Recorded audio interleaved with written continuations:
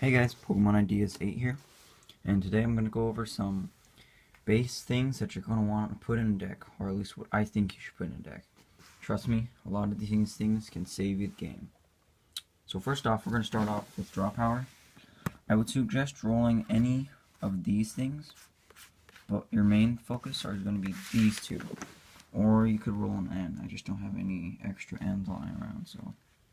Professor Sycamore and Shauna both allow you to shuffle your hand into your deck or discard your hand and draw a new hand. Can really get you out of sticky situations where you need a new hand. The rest of these just help you draw power. Taro and Roller Skates, Battle Reporter and Caitlin, and Bianca all can help you win the game. Now let's go over some other stuff. You're definitely going to want to run some miscellaneous stadiums, even if you don't use stadiums. Mountain Ring is a good one, mainly because it prevents damage done to your bench Pokemon. Training Center is also another good one if you're running stages. And, for example, Shadow Circle is a good one. Just to get rid of your opponent's stadium. Let's say they're using Verbank. You're going to want to get rid of that because you're getting hit pretty hard by that poison. Another main thing that you're going to want to run is definitely Lysander's trump card. I mean, not many decks need this, but there are some that really do. And it can just get your discard pile back into your hand. Shuffled back into your deck, which is pretty helpful. Okay, so another thing we're going to go over is special condition heals. There are things called full heals, Audino. I know there was an unknown that had an ability like this. But anyway, you're just wanting to have a card that can get rid of special conditions. Just because there are lockdown decks such as Excelgor was one with its Duck and Cover, Paralyzed, and Poison.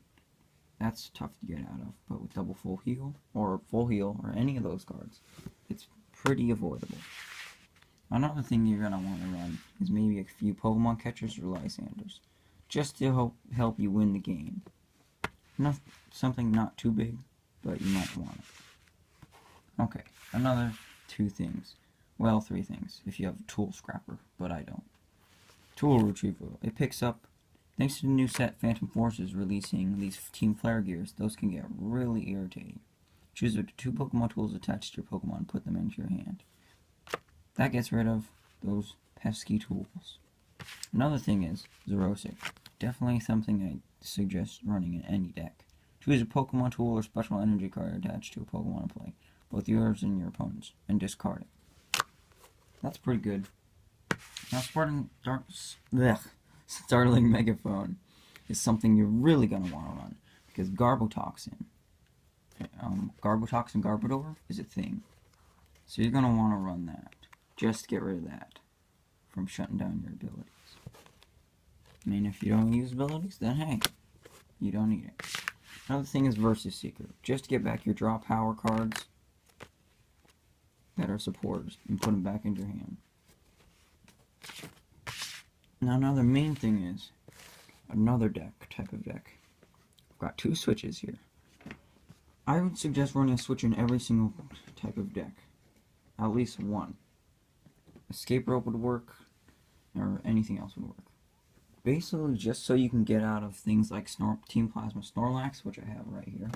Its ability Block makes it so your opponent can't retreat. So if you're getting poisoned by those hypnotoxic lasers, you'll just be stuck there, and you won't be able to get out. Now another main thing is that I would suggest running at least two in almost every deck is Energy Switch. For the main reason of, when you got energy attached to one guy and he's pulled back on your bench, you can move it up to your active, and it can save you the game. I've used this a couple times to win a few games, and it's definitely a card I would recommend. Well, let's move on to the equipment. Something you're going to want to use are sleeves. These are ProFit sleeves, so they're very thin and they're very lightweight. You can buy them in bulk of 100 at your local hobby store. I got these for 100 of these just by trading in a few cards at my local card shop. Now another thing is you're going to want to why do I keep saying run? Sorry. You're going to want to use a deck box.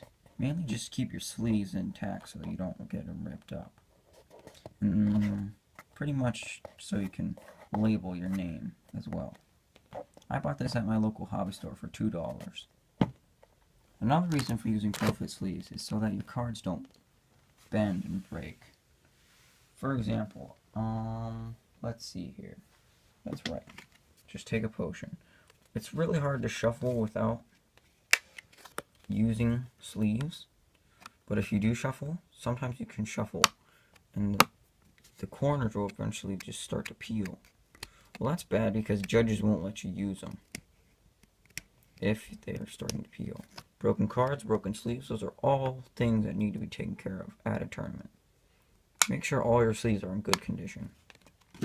But downfall to using Profits, but you can use just like colored ones, which is an option, is you have to have all your cards in at least mint condition. No scratches, no marks, no coloring, nothing like that. Otherwise, judges won't allow it when you're using see-through sleeves. Another thing is when you're running, oh god, sorry. When you're playing the game, you're definitely gonna want to use some damage counters. So you have your standard D12, which is one of my favorites. There's your poison counter and another poison counter. Well, there's a burn one in there somewhere.